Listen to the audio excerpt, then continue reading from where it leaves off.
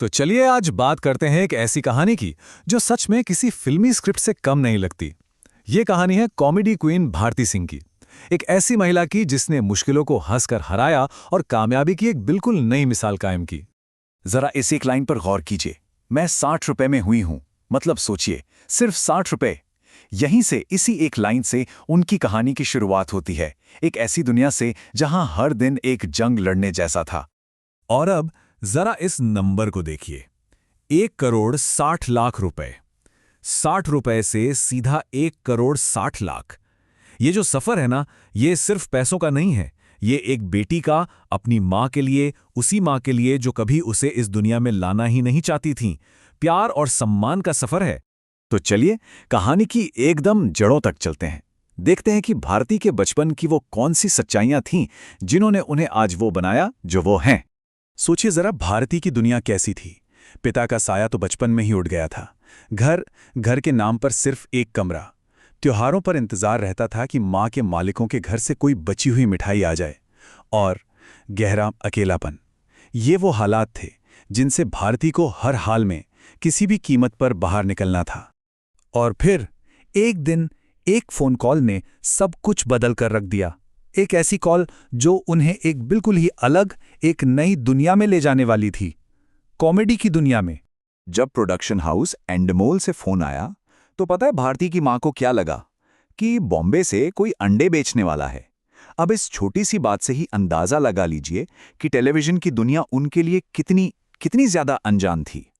उन्हें जब यात्रा के लिए एक पीएनआर नंबर भेजा गया, भारती को पता ही नहीं था कि ये होता क्या है। मतलब सोचिए, वो एक ऐसी दुनिया में कदम रख रही थी जो उनके लिए पूरी तरह से नई और अनजान थी। उनकी पहली फ्लाइट का किस्सा तो और भी दिलचस्प है और उनकी मासूमियत को दिखाता है। उन्हें लगा कि एयरपोर्ट पर जो ट्रॉली होती है ना, उसके भी पैसे लगते हैं। और फ्लाइट में जो खाना मिला वो उन्होंने खाया ही नहीं, इस डर से कि कहीं बाद में इसका बिल ना आ जाए। ये छोटी छोटी बातें उस बड़ी छलांग को दिखाती हैं जो वो अपनी जिंदगी में लगा रही थीं। मुंबई पहुंचना तो कह सकते हैं बस शुरुआत थी। असली चुनौती तो अब सामने खड़ी थी। कॉमेडी के उन बड़े बड़े दिग्गजों का सामना करना जिनके सामने खड़े होने की हिम्मत भी हर कोई नहीं कर पाता। वहां जहां भारत और पाकिस्तान के बड़े बड़े कलाकार थे, वहां इस नई लड़की को कहा गया कि भाई तुम तो बस कुछ एपिसोड से ज्यादा टिक ही नहीं पाओगी। लेकिन भारती ने ना सिर्फ सबको गलत साबित किया, बल्कि सीधा टॉप 3 में अपनी जगह बना ली। ये उनके टैलेंट की पहली बड़ी जीत थी। पता है, भारती के 2 रूप हैं।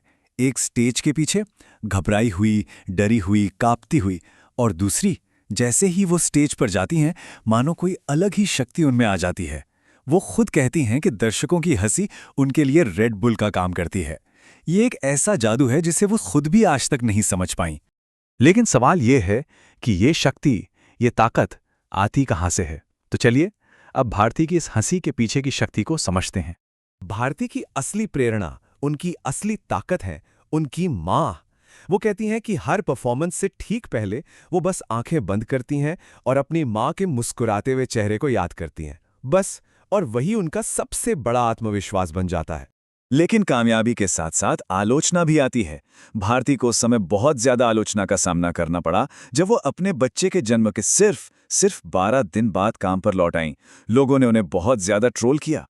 लेकिन भारती के पास हर सवाल का एक सीधा जवाब था। सबसे पहली बात, ये एक प्रोफेशनल कमिटमेंट था, एक वादा था।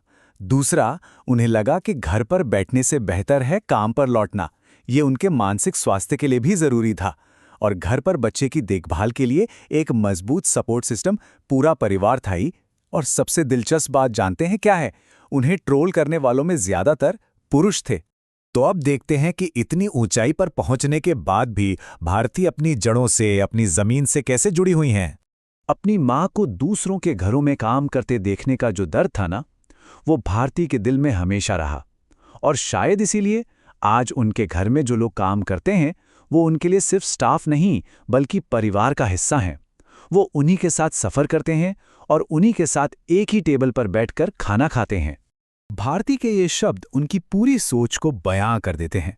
वो बिके नहीं हुए, वो आपके लिए काम कर रहे हैं, इसीलिए उन्हें पैसे मिलते हैं। वो मेरी माँ है, मेरी बहन है, वो उन्हें वही सम्मान देती हैं जो वो हमेशा से अपनी माँ के लिए चाहती थी। ये शब्द भारती के अपनी कला के प्रति जो जुनून है उसे दिखाते हैं। उनकी सबसे बड़ी इच्छा है कि अगर वो मरें तो स्टेज पर, जब लोग तालियां बजा रहे हों और वो बस शांत हो जाएं। सोचिए, अपनी कला के लिए ऐसा प्यार। तो भारती सिंह की ये कहानी हमें सोचने पर मजबूर करती है कि आखिर सफलता का असली पैमाना है क्या? क्या ये पैसा है, या शोहरत, या फिर अपनी जड़ों से जुड़े रहकर, मुश्किलों से लड़कर दूसरों के जीवन में सम्मान और खुशी लाना? ये सवाल भारती के पूरे सफर का सार है।